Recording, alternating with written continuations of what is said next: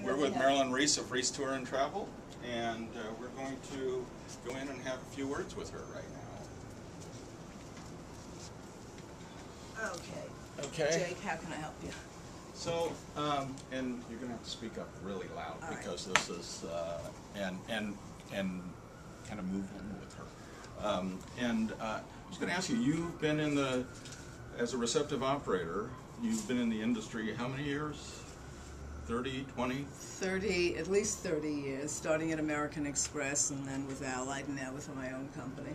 And she needs to talk into the mic. Okay, so I should look here? Yeah, just look at me, but just be cognizant of the sound. How is now you have your own company, and you were with the biggest operator at one point. Now you have, and how's the transition been? Pretty good. I mean, it was difficult at first, and we started off just Jack and myself, the two of us in my apartment. But within a year, we had started. Hazel's came to work with us, and we were doing FITs and a little bit of groups, and then we started to need accounting people, and we really decided that it was time to move into an office space and hire an operator. So we started with one person, and eventually now have moved a few times, and this is our space. And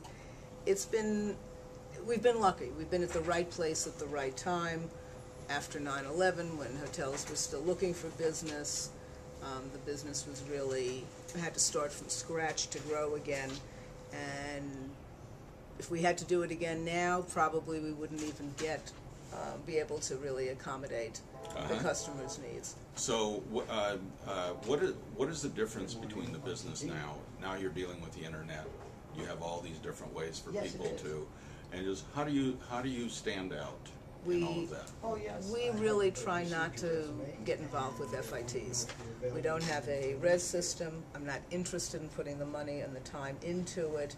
I believe that FITs are not the wave of the future, but eventually that the hotels will connect direct to everybody, and there will be no need for the intermediary as we stand today.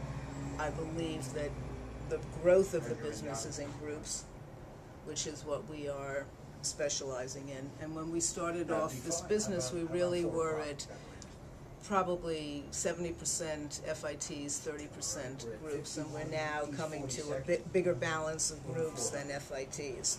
And I also believe the other thing that we offer is this platinum service, which we do for high-end FIT clients that want to stay in suites, that want to have private hot air ballooning, that want things that you can't find in a system. Or two families traveling together needing connecting rooms. Yeah. You need ongoing discussion with people. So what countries are you dealing with mostly? Most of our business comes from Italy, but we also have a lot of business from Israel, from Switzerland, from Germany, a little France. And you had written a book called The Tour Operator. You authored the definitive work on the tour operator, you wrote a book called The Receptive Tour Operator. Yes, I'd like to think it's the definitive book. I haven't seen anybody write one since then, but yes, go ahead. So there's nothing been out since then, and the industry's kind of grown, really, double in size in terms of room night sales. And I was going to ask you, what's your pet peeve among suppliers and destinations that come to see you? What can they do to improve the quality of the time they spend meeting with you? Be prepared.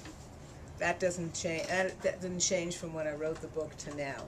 Still, too many people come on sales trips or on sales missions, and they are not prepared with who they're meeting with. And so, have the rates, have the, how it fits into the markets that we're dealing with. They come and they have a sightseeing attraction, but it's only in English. What are you doing to do it in languages as well? Well, I don't know. Yeah. Know who you're coming to visit. Know where their market is coming from. and be prepared to discuss rates, be prepared to discuss how you envision that product being used inside of a tour product. Those are really, I mean, those are still the things they just do not, they don't focus on. I see a sign there that says 0 to bitch in 32 seconds. What is that? That doesn't change either. That hasn't changed either. I still am able to be cantankerous and, you know, I mean, I'm very outspoken. I'm very out there. And I've always believed in honesty, and you may not always like it, whoever I'm dealing with, but I've never been unfair or, you know, unscrupulous in how I deal with a supplier. And the same with the customer. Yeah. So, and then how did you, when you started this business, how did you, because you had been in product development on the product side for so many years with Allied, and how did you actually make the transition and find customers without those contacts? But I was involved in sales. I did certain sales trips overseas, even though I was involved with just the product. And I also, you know, attending powwow and meeting with the